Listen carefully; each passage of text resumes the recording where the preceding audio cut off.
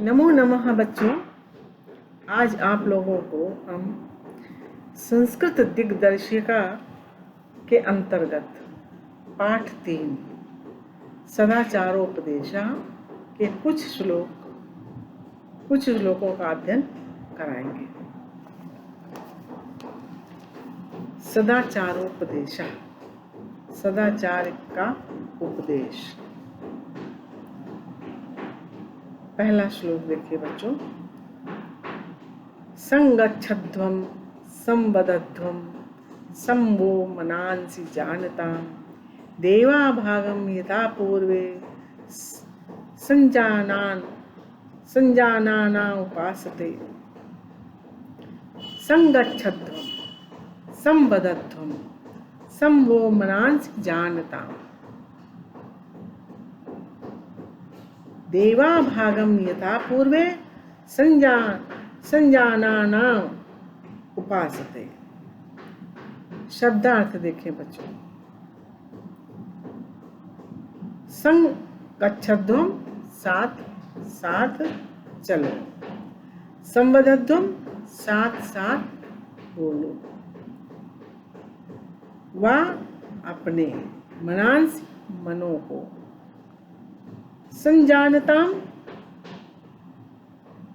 मिलकर जानो, देवा देवता भागम भाग हो, यथा जैसे या जिस प्रकार, पूर्वे पूर्ववर्ती, संजानाना ज्ञान पूर्वक, उपासते पूजा करते थे। बच्चों इसका संदर्भ देखिए। संदर्भ आप कैसे लिखेंगे ये हम आपको बता रहे हैं। प्रस्तुत श्लोक हमारी पाठ्य पुस्तक संस्कृत दिग्दर्शिका के सदाचारोपदेश नामक पाठ से उद्धृत है या लिया गया है। अब इसका अनुवाद देखिए। संगच्छध्वं तुम सब, संगच्छध्वं साथ साथ चलो, संवदध्वं सम साथ साथ, वदध्वं बोलो। बच्चों वद का अर्थ होता है बोलना, वद धातु है। संवदध्वं साथ साथ बोलो, संवो मनांसि जानताम और अपने मनों को, मनांसि मनों को, जानताम जानो, मिलकर जानो। वो शब्द जो आया है बच्चों उसका वाह का मतलब होता है अपने, और अपने मनों को मिलकर जानो, मनों में एकता स्थापित करो। देवाभागम यथा पूर्वे संजानाना उपासते। यथा जिस प्रकार, पूर्वे पूर्व में अर्थात पहले, देवा भागम जिस प्रकार, पूर्व में अर्थात पहले देवता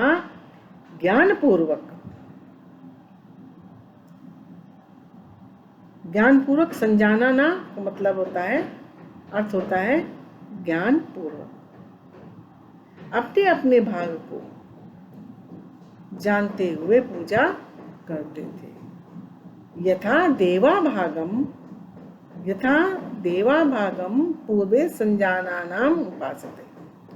यथा जिस प्रकार, पूर्वे अर्थात पहले, अर्थात पूर्व में, देवता लोग, भागम भाग को, देवता ज्ञान, जैसे जिस प्रकार पूर्वे मतलब पहले देवता लोग अपने भाग को, संजानाना अर्थात ज्ञानपूर्वक अपने भाग को जानते हुए उपासते पूजा करते थे, उसी प्रकार तुम भी ज्ञान पूर्वक अपने अपने भाग को प्राप्त करो। दूसरा श्लोक देखिए बच्चों।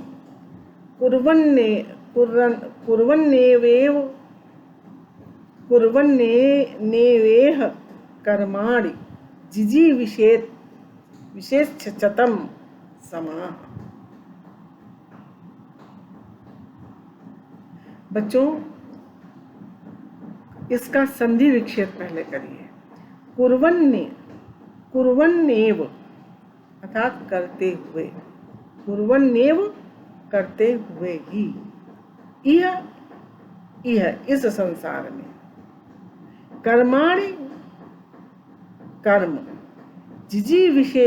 विशेषतम, विशेत शतम, संधि विच्छेद होगा विशेत प्लस शतम, समा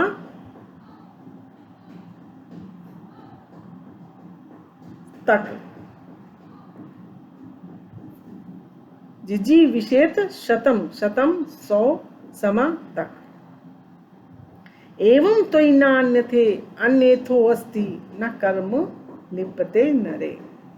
एवं इस प्रकार त्वयि तुम में या तुझ में, न अन्यथो अस्ति अन्यथा नहीं है, न कर्म लिप्यते नरे, कर्म न नहीं, लिप्यते लिप्त होता है। बच्चों इसका संदर्भ जैसे पहले बताया आपको मैंने वैसा ही रहेगा। अनुवाद देखिए।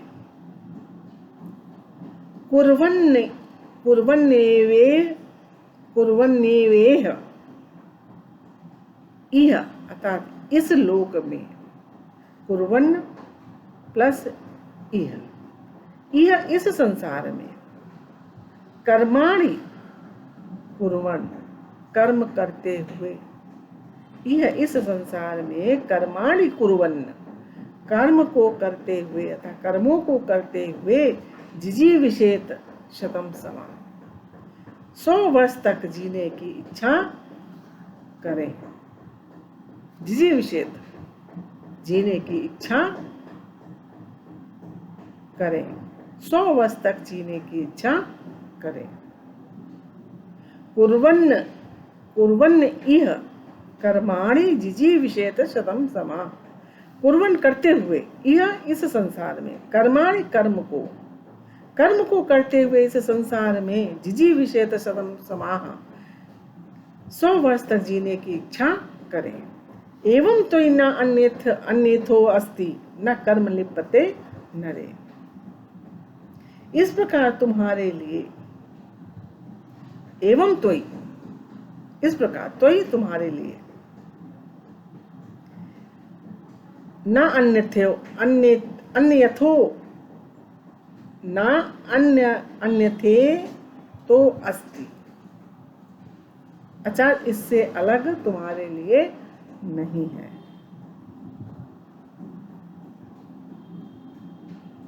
और ऐसा करने से मनुष्य ना कर्म लिप्यते, सांसारिक कर्मों में मनुष्य लिप्त नहीं होता है। बच्चों यहाँ पर कृष्ण भगवान अर्जुन को ये गीता का उपदेश देते हैं, ये वहां से लिया गया है श्लोक।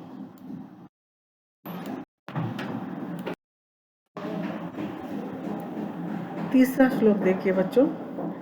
मधुन में निष्क्रमणम मधुन में परायणम वाचा वदामि मधुमद भूयासम मधु सदृशः।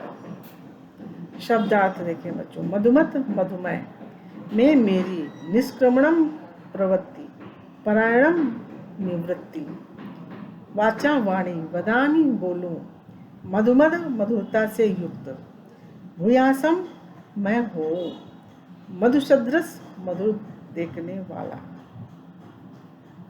मधुन में निष्क्रमणम, सांसारिक कार्यों में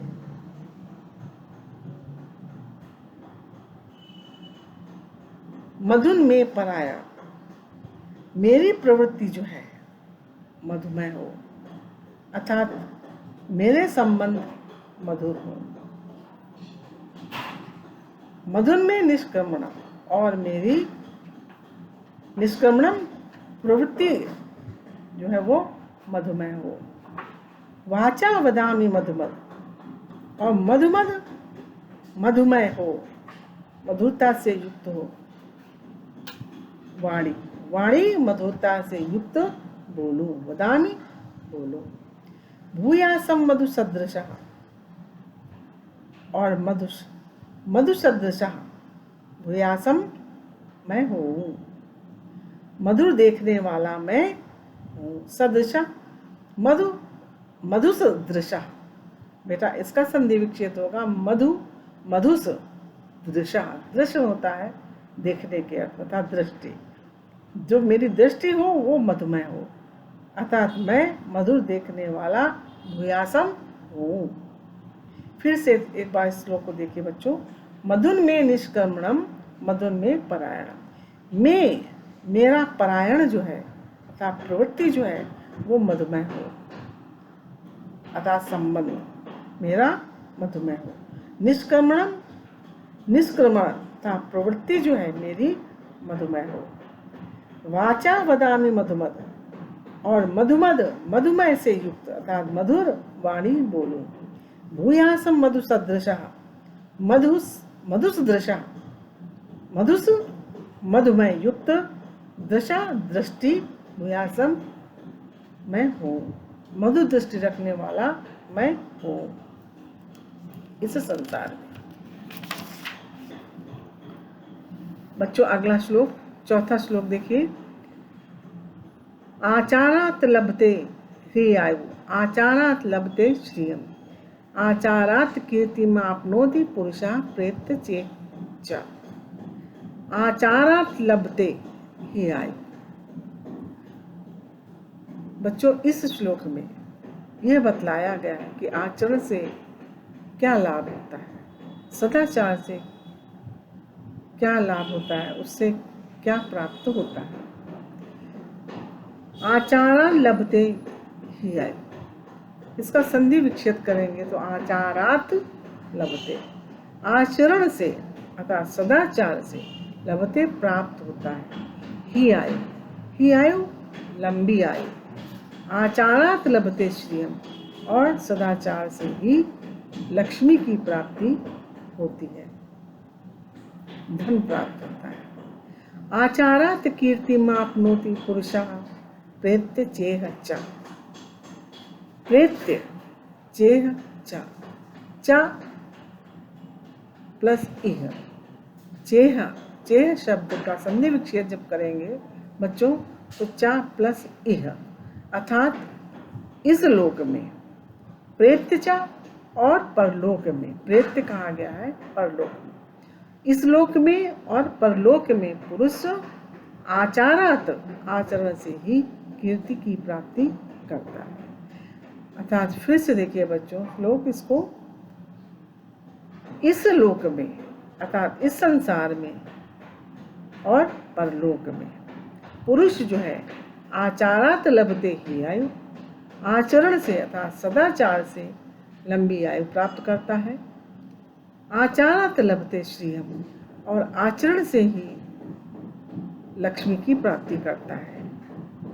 आचारात कीर्तिमाप्नोति, आचरण से ही कीर्ति की प्राप्ति होती है, या आचरण से ही कीर्ति मनुष्य प्राप्त करता है। अगला श्लोक देखिए बच्चों।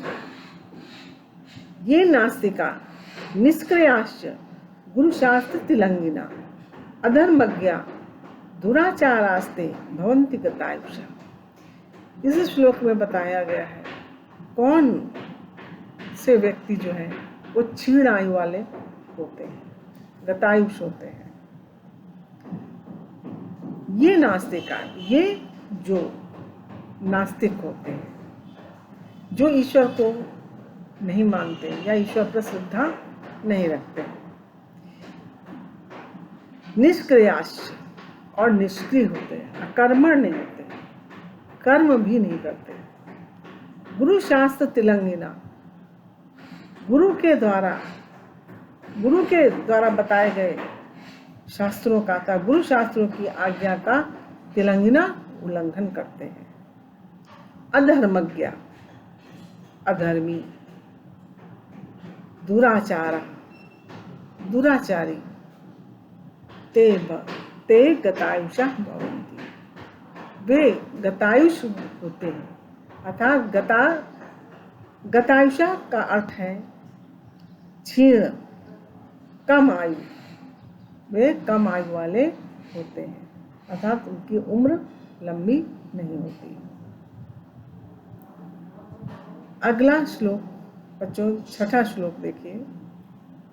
ब्राह्मी मुहूर्ते बुद्धेत धर्मार्थो चानुचिंतयेत उत्थायाचम्य तिष्ठेत पूर्वां संध्यां कृतांजलि। बच्चों, इस श्लोक में विद्यार्थी चर्या या विद्यार्थी को कब जगना चाहिए, कब संध्या वंदन करना चाहिए, क्या क्या करना चाहिए, विद्यार्थी को ये चीज बतलाई गई है इस श्लोक में। ब्राह्मी मुहूर्ते बुद्धेत धर्मार्थो चानुचिंतयेत। विद्यार्थी को ब्रह्म मुहूर्त में जागना चाहिए और धर्म एवं अर्थ का चिंतन करना चाहिए। धर्मार्थो चानुचिंतयेत, धर्म और अर्थ का चिंतन करना चाहिए। उत्थायाचम्य तिष्ठेत, उठकर आचम्य, आचमन करना चाहिए, अर्थात उत्थायाचम्य, उठकर आचमन करके, तिष्ठेत पूर्वाम, पूर्व दिशा की ओर, कृतांजिला, हाथ जोड़ करके संध्या बंधन करना चाहिए। उत्थाय, उठकर, आचमन करके, पूर्वाम तिष्ठेत, पूर्व दिशा की ओर मुख करके, कृतांजलि अर्थात हाथ जोड़कर, संध्याम कृता, संध्या वंदन या संध्या के लिए हाथ जोड़कर बैठ जाना चाहिए। बच्चों, आज का लेक्चर हम यहीं पर समाप्त करते हैं। इसके आगे के श्लोक हम आपको अगले लेक्चर में पढ़ाएंगे। धन्यवाद बच्चों।